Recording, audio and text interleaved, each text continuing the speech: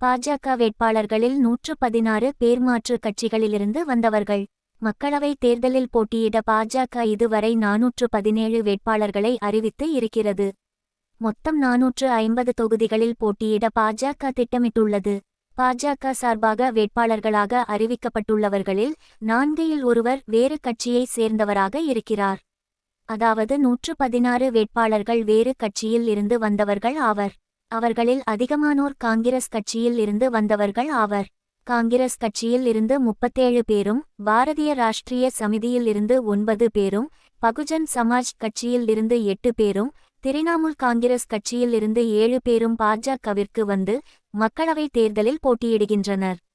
இது தவிர பிஜு ஜனதா தளம், தேசியவாத காங்கிரஸ், சமாஜ்வாடி மற்றும் அதிமுகவில் இருந்து தலா 6 பேர் பாஜகவிற்கு வந்து மக்களவைத் தேர்தலை எதிர்கொள்கின்றனர். பாஜகவிற்கு செல்வாக்கு இல்லாமல் இருக்கும் பகுதியில் கட்சியை விரிவாக்கம் செய்ய வேறு கட்சியை சேர்ந்தவர்களை கட்சிக்குள் இழுக்கின்றனர்.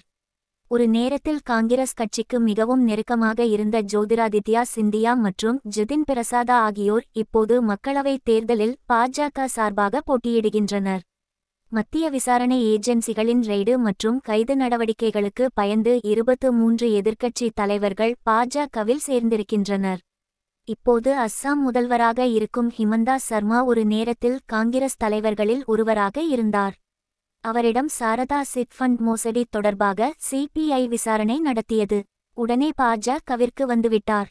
இதேபோன்று மகாராஷ்டிரா முன்னாள் முதல்வர் அசோக் சவானும் தன்னை பாஜகவில் இணைத்து கொண்டார்.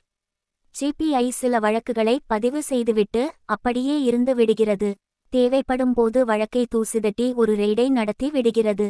மேற்கு வங்கத்தில் எதிர்க்கட்சி தலைவராக இருக்கும் சுவந்து அதிகாரியும் திரிணாமுல் காங்கிரஸ் கட்சியில் தான் இருந்தார். அவர் மீது சாரதா சிட் ஃபண்ட் ஊழல் விவகாரத்தில் வழக்கு பதிவு செய்ய சபாநாயகர் ஒப்புதல் கொடுத்தவுடன் பாஜகவிற்கு வந்துவிட்டார். இதுபோன்ற ஊழல்வாதிகளை பாஜகவில் சேர்க்க கட்சிக்குள் எதிர்ப்பு இருக்கத்தான் செய்கிறது. ஆனாலும் அதனை சமாளித்து கட்சி தலைமை காங்கிரஸ் தலைவர்களை தங்களது பக்கம் இழுத்து கட்சியை வலுப்படுத்தி வருகின்றனர்.